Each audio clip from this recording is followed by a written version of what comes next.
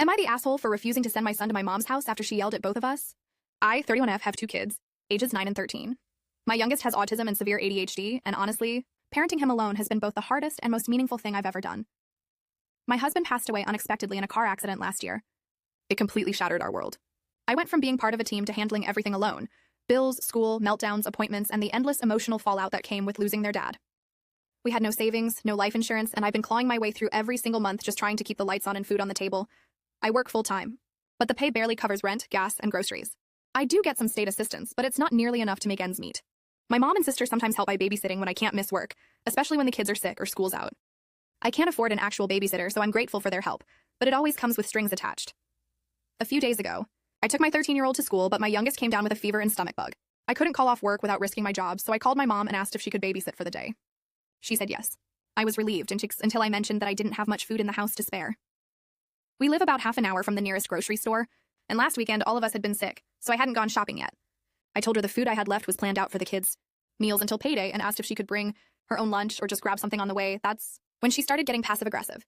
She said it would just be easier to take my son to her house instead, since she'd have everything she needed there. Normally I'd be fine with that, except my son absolutely hates going to her house. It's overwhelming for him. Lots of noise, people constantly talking over each other, bright lights, strong smells, and zero patience for his meltdowns. He always ends up crying or getting yelled at there. When she arrived, I tried to gently suggest she just stay at my place for the day. I told her I could figure something out for food later. But she immediately shut it down, said she didn't want to stay in my tiny apartment, and that she had other things to do after watching him. My son started panicking when she told him to grab his shoes. He began crying, clinging to me, saying he didn't want to go. That's when everything went downhill. My mom completely lost her temper. She started yelling at me and at him.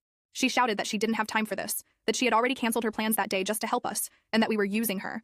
My son, in tears, started covering his ears and rocking, which made her even angrier. She said things like, "I wish I could trade lives with you, sit around doing nothing all day, have everyone pity me, and let people take care of me while I take their money." That hit me like a punch to the chest. I've never asked her for money, ever. She knows that. I work. I pay my own bills. I just need occasional help when I literally have no one else to call. I tried to stay calm and explain that I wasn't trying to make her feel used, but she just kept shouting, saying I was ungrateful and a burden. She even threw in how my husband's death ruined everyone's lives, as if I haven't already been drowning in grief every single day since it happened. Eventually, she stormed out with my son still crying, saying she wasn't dealing with this. She left without taking him, so I had no choice but to call into work, again, and face my boss's frustration. That night, I just sat there on the couch staring at the wall, feeling numb. I know my mom's under pressure. She's got my sister and grandma living with her, both unemployed, and she's constantly stressed. But I can't keep letting her take it out on me and my child.